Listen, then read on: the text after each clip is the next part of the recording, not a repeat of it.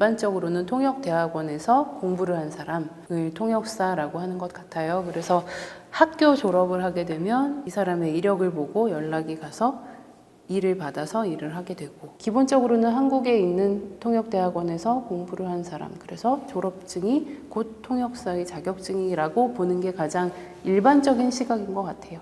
저희가 하는 영역은 국제회의에서 통역을 하고 또 조금 더 공식적으로 공신력이 있는 언어를 만들어내는 사람인 것 같아요. 그리고 동시통역, 순차통역, 위스퍼링 이런 식으로 업무를 하게 되고, 전문성이 있는 직군이라는 거를 표현하기 위해서 저희 직업 내부적으로 국제회의 통역사라고 할까, 동시통역사라고 할까, 이렇게 그 명칭을 갖고 많이 좀 노력을 하고 있어요. 왜냐하면 약간 다른 업무를 하시는 분들도 통역사라고 지칭을 하기 때문에 혼동하는 경우를 피하기 위해서 그렇게 또 나름의 정의를 하는 것 같은데요.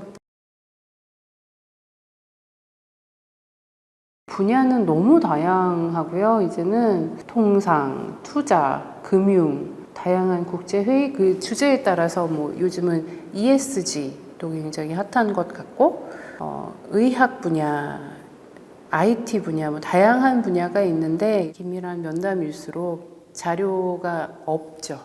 넓은 광범위하게 오픈된 상태에서 이런 내용을 다룬다라고 하시기 때문에 이런 것들에 대해서 어느 정도는 전문적이고 공식적인 대화의 경로가 되어줄 필요가 있을 때 일을 하는 사람들이 아닐까라고 생각을 해요. 오히려 연차가 어렸을 때는 통역사가 굉장히 한정된 역할만을 하는 외부자라고 생각을 하던 시절까지가 굉장히 대범하게 일을 할 수 있었는데, 말이 정말 무서운 것이고 내가 할 수 있는 만큼은 해가야 한다라는 생각이 많이 들죠. UN 공공조달 관련한 그 자리였었고, 올해였기 때문에 이제 온라인으로 행사를 해서 순차통역 그리고 진행자로 참여를 한 적이 있었는데, UN 공공조달 부문에서 필요로 하는 물품에 대해 한국의 강한 중소기업들을 소개하는 자리였기 때문에 뭐 계약이 성사되고 아니고 여부까지는 제가 알 수가 없지만, 공공 조달 이러면 굉장히 딱딱한 느낌이 나잖아요. 그랬는데 이게 들여다보고 공부를 할수록 굉장히 다이내믹한 분야인 거예요. 입찰을 하고 경쟁을 해서 따내고 납품을 하고 이런 부분들이 굉장히 동적이라는 생각이 들었고, 유엔에서 구호하는 활동이라든지 이런 데에 한국 제품이 필요한 부분들이 굉장히 자부심이 들었어요. 저는 그 K-방역이라고 해서 굉장히 안전하게 환자를 감염의 우려가 최소화된 상태에서 옮길 수 있는 장치라든지 상품으로서의 가치, 그리고 과학적인 원리까지를 영어로 설명을 해서 전달을 해야 되는데, 하면서 제가 너무 신이 나는 거예요. 이게 우리나라의 제품이고 통역사이기 때문에 이런 세계가 있는 거를 맛볼 수가 있는 게 굉장히 신이 났던 경험이 있습니다.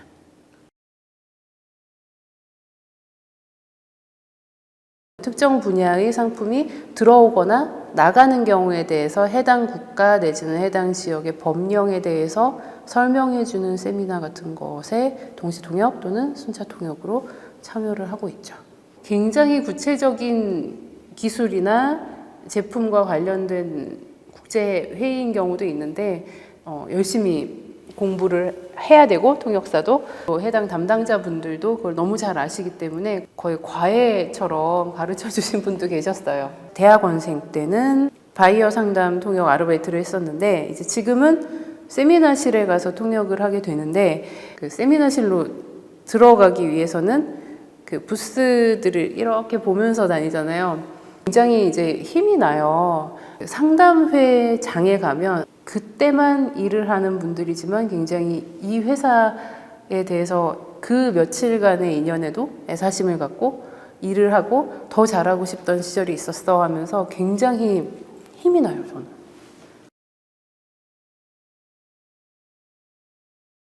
기술력을 앞세운 제품이라고 해도 청중분들이 그냥 해당 분야의 담당자일 뿐 기술에 대해서 잘 모르는 청중분을 모시고 하는 자리인데 좋다는 건 다 알지만 그거에 대해서 이게 무슨 언어로 무엇을 짜서 어떤 응용 프로그램이 어떤 OS 위에서 구동이 된다 이런 걸 아는 거는 아닌 경우가 많잖아요. 그냥 뭐 음질이 깨끗하고 화질이 깨끗하고 카메라가 좋고 여기까지를 생각을 하는 청중이 와 있는데 거기서 어떻게 개발을 했는지 같은 이야기를 하는 건 의미가 없다고 생각이 될 때가 몇 번 있었고요.